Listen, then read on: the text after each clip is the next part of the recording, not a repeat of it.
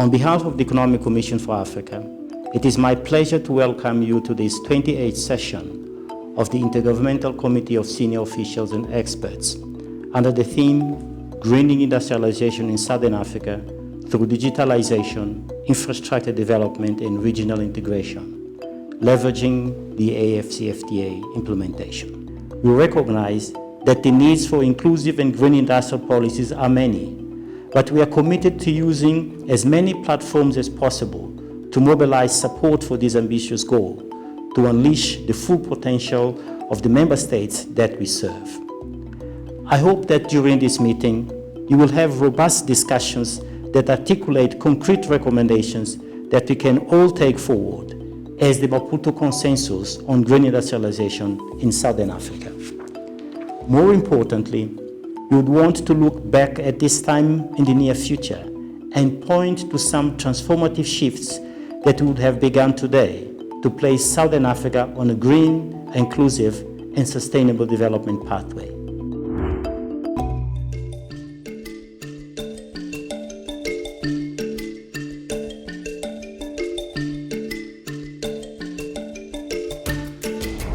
Eleven countries in the Southern African region are on a quest to develop a green industrialization pathway.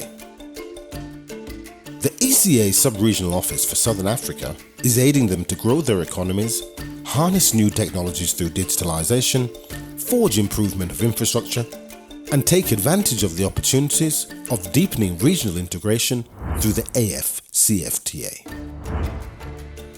So what do countries need to do to achieve a green industrialization path? The greening of industries in the sub-region is about moving towards sustainable economic growth and promoting sustainable and inclusive economies. This requires improving energy efficiency, reducing conventional pollutants in our cities, and managing our waste in the sub-region. As an example, the ECA Sub-Regional Office is working to develop and coordinate policy frameworks that will allow Southern African member states to gravitate from low productivity sectors to high productivity sectors such as industry and modern digital services.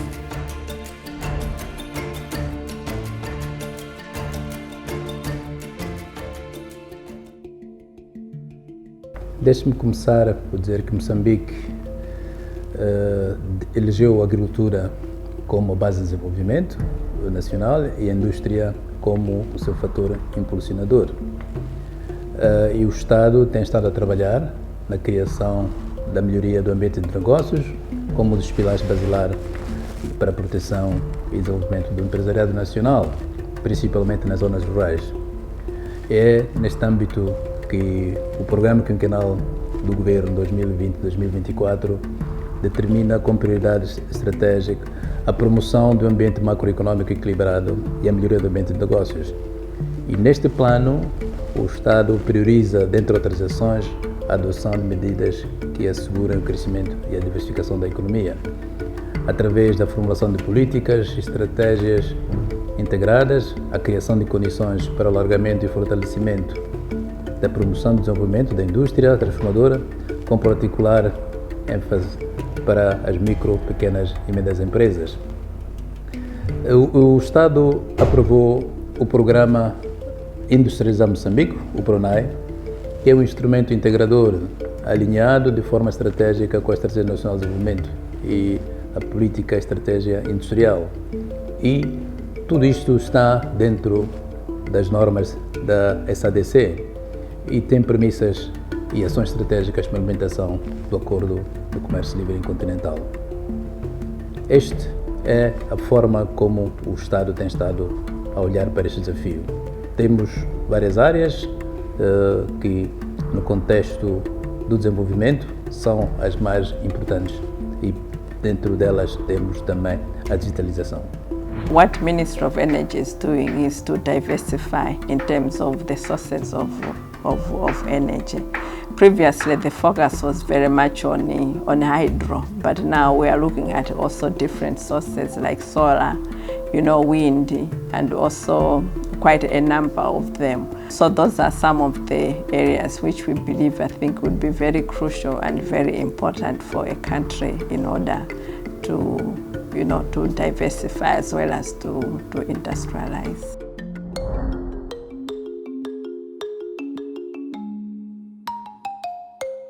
Like other parts of the world, Southern Africa has experienced unprecedented and accelerating human impacts of the global environment. The region struggles with devastating impacts of extreme and intense weather events, such as prolonged and severe droughts, floods and high-intensity tropical cyclones such as Ida, Kenneth, and Eloise. The effects are felt across many sectors, including agriculture, tourism, and even food systems. These factors, combined with the shocks from the COVID-19 pandemic and the grain shortage as a result of the Russia-Ukraine war, have all impacted the economies of the region. In addition, extreme weather events are also now damaging the hard-needed infrastructure that the region needs to accelerate structural transformation. The lack of interconnectedness of some of the region's infrastructure is also well documented, be it ports, interlinked highways and feeder roads, or electrical grid systems required to power firms driving the industrial process.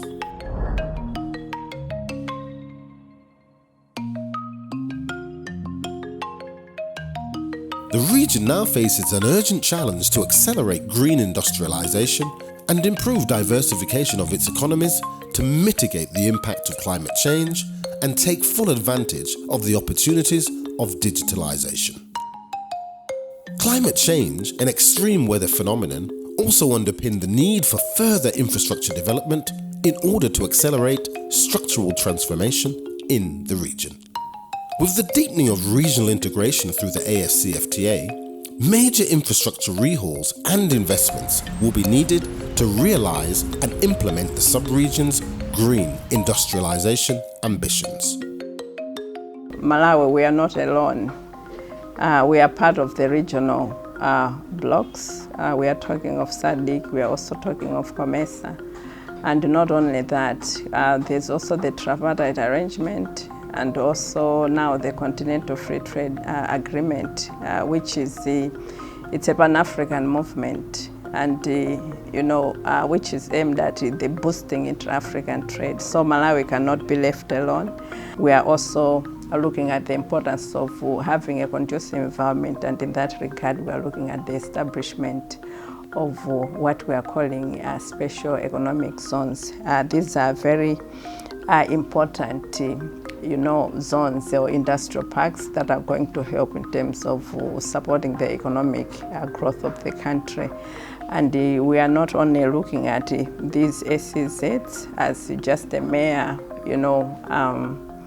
entities, but we are also trying to align them in terms of the vision of Malawi. We are talking of the Malawi 2063, and not only that, we are also looking at the importance of the national export strategies.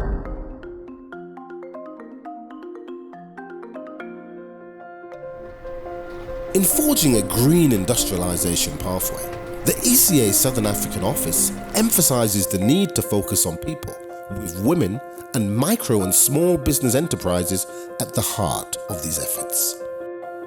For example, the ECA Sub-Regional Office for Southern Africa and the government of Eswatini has trained SMEs on how to use an inclusive financing model to ensure business development services are gender sensitive and prepared to access financing markets, as only 10% can access credit based on bankable products. These efforts empower women to improve their livelihoods, to be resourceful, efficient, and grow their businesses. At its core, such a strategy must ensure that all countries in the sub-region tackle poverty, inequality, and exclusion. Moreover, the expansion in Africa's digitalization era also offers a plethora of new job opportunities for the region's rapidly expanding youth demographic, and specifically for women and girls, with the 5th edition of the ECA's Connected Africa's Girl Coding Camp serving as testimony to this growth. For green growth and industrialization to fulfill its promise, it must focus on its people. The sub-region's efforts in greening the economy, infrastructure development, and new technologies will all be enhanced by the next generation's ability to conquer the digital divide and be equipped and skilled to meet the challenges of the modern digital age.